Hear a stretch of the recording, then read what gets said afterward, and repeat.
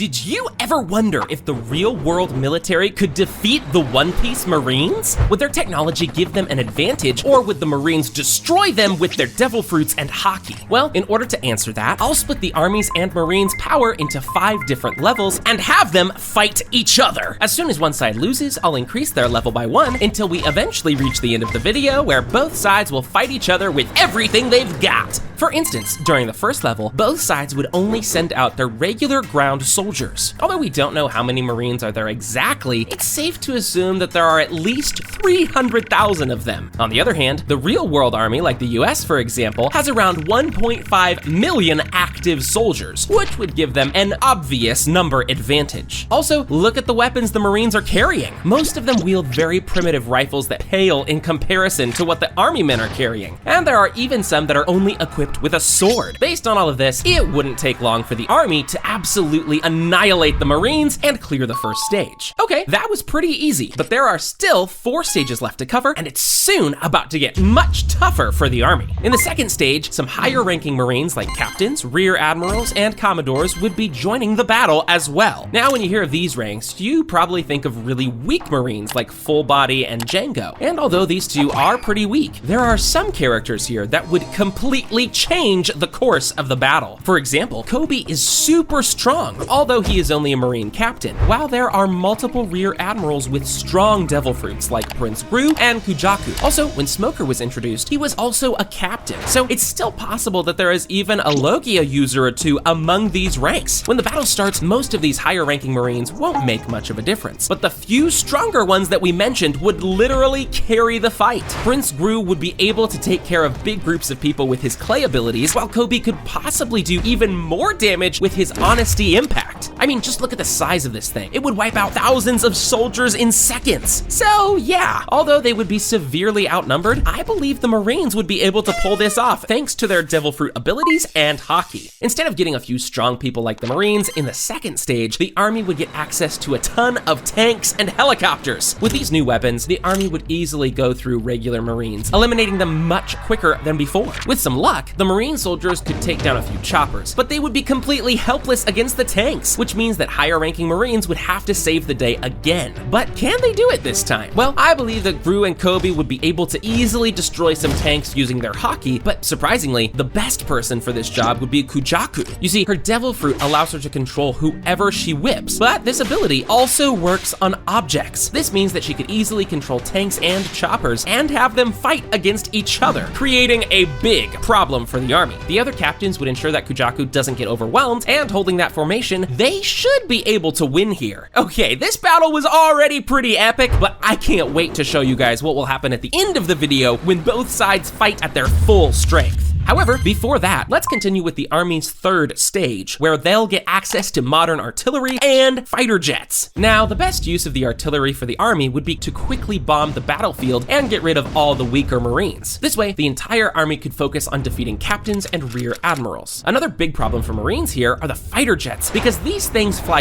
really high and fast, meaning that someone like Kujaku couldn't reach them. On the ground, she would still try taking control of as many tanks and choppers as possible, but that wouldn't be enough this time. Once the bombing starts, her armament haki wouldn't be able to keep her going forever, and after a few successful hits, she would be eliminated, just like the regular soldiers. Kobe's haki is much stronger, so he would be able to sustain many more hits, but merely surviving won't do him any good, as he has no real way of dealing with the jets. The only one who could try doing something is Gru, as he could create this huge clay net to potentially catch some jets in a similar way he caught chunks of Pizarro's hand in the show. However, considering the speed at which these things move, the jets would be able to see him from miles away and evade in time. After these guys are defeated, it wouldn't take long for the army to clear the entire battlefield and claim victory. At this point, the real-world military looks pretty much unstoppable, but their job is about to get much harder. As in the third stage, the vice-admirals would be arriving on the battlefield. To keep things fair, I'll not be adding the strongest vice-admirals in this level like Garp, Tsuru, or Gion, as they are clearly much stronger than the rest, so I'll be saving them for a bit later. Still, this doesn't mean that the the rest of the vice admirals are weak, since in this rank, you have characters like Smoker, Momonga, and Onigumo, who are all strong fighters and haki users. So let's first see how many vice admirals are there within the Marines. There are over 30 known vice admirals in the show, but basically anytime a vice admiral is shown, it's a different one, which means there are many more we don't know about. Based on this, I'd say there are at least 50 of them, but it could be even more. Another important thing about these guys is that they can all use observation and armament haki, so they will be really hard to damage. However, even worse news for the military is that some of these guys have really problematic devil fruits. For example, 𝗵𝐶, Onigumo, and Dalmatian have Zoan-type devil fruits, which makes them extremely deadly on the battlefield. Another really problematic vice admiral is Bluegrass, since she can take control of anything she jumps on. This means that during the fight, the army would have to be very careful with the positioning of their troops, since they can't afford to leave a single vice admiral out of sight. So who would win here? Well, the fight would go similarly to the last one, with Kujaku taking control of the tanks and causing chaos on the ground. She would also get help from Bluegrass, who could jump on choppers and take control of them as well. At the same time, the rest of the vice admirals would start dominating the regular military soldiers, completely overwhelming the military. But at least the army still has the unbeatable fighter jets, right? Well, not really. You see, the biggest threat in this stage isn't Bluegrass or some of the Zoan users, it's actually Smoker and his Logia devil fruit. Just think about it. The army has no way of hurting him, and to make things even worse, the guy can pretty much fly and catch up to the jets. Once he's high enough, he can use his smoke to easily take the jets down, which would be the end of this battle. In the fourth stage, instead of obtaining more flashy weapons, the military will simply get the knowledge on how everything from the One Piece world works, which would give them instant advantage on the battlefield. Now, knowing haki won't do them any good since there isn't really a way to counter it, but one thing they can do something about are the devil fruits. The best option for the army here, in my opinion, is to bring most of their troops onto ships and start attacking the Marines from the distance. This would force the Marines to go into the water themselves in order to fight back, which is exactly what the army wants. You see, although it would be really hard to damage vice admirals with regular weapons, their ships are an entirely different story and can be easily destroyed, especially using modern missiles or artillery. No matter how strong some of the devil fruits users in the Marines are, as soon as their ships are destroyed, they would stand no chance and would slowly drown.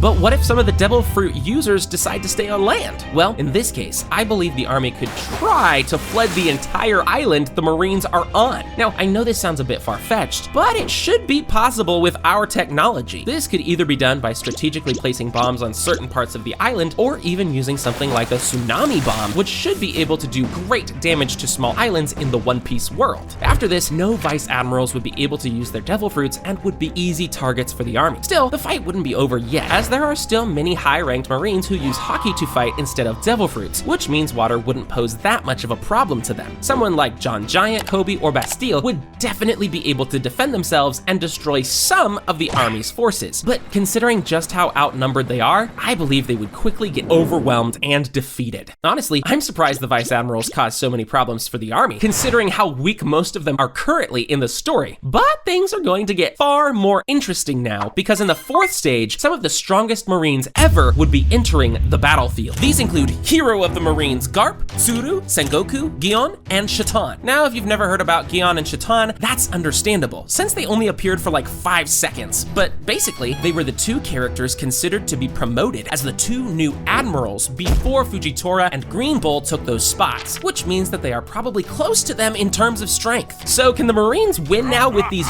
5 monsters on the battlefield? While it may seem that a battle like this is an easy win for the Marines, that's not entirely true. Firstly, I think it's safe to assume that both Gion and Shatan are devil fruit users, since all other admirals are. This means that 4 out of 5 new Marines on the battlefield rely on fruits for strength, which isn't ideal considering the army's water strategies. However, we also have to remember that these guys are all incredibly fast and strong even without their fruits. So even if they get wet, I still believe they would be able to continue fighting and cause huge casualties for the army. And then there is Garp, who would be at full strength due to not having a devil fruit and could easily delete a huge chunk of the military with a single galaxy impact. With these 5 here, the other Marines wouldn't even have to fight. fight. They could just sit back and watch the masters handle everything. As for the jets, judging by the radius of Garp's attacks, I'm pretty sure he'd be able to reach them. But if not, Sengoku could definitely help him using his huge yellow shockwaves. Anyway, no matter how they go about it, it's evident that the army has no chance at this stage and would quickly fall. However, now the army will enter the 5th stage, which is their last chance to win. In this stage, they'll get even more jets, bombs, weapons, and in case nothing works, they'll even use their secret weapon. Unlike the other battles, this time the army would only care about destroying the enemy. So they would be throwing even more explosives than before, even if it means killing some of their own soldiers in the process. This would be really effective against the weaker Marines, but still, it wouldn't be enough to do any real damage to the 5 strongest ones. With no other option, the army would be forced to reveal their trump card, the nuclear bomb. Now, none of the Marines really know what this is, and some wouldn't even notice it. But once this thing hits the ground, they would quickly realize that they've made a huge mistake. With a huge explosion radius, almost all the Marines would get wiped out instantly, while the strongest ones would be seriously injured. To put into perspective just how scary the nuclear bomb would be for the One Piece characters, do you remember when bombs on Onigashima were able to hurt Big Mom?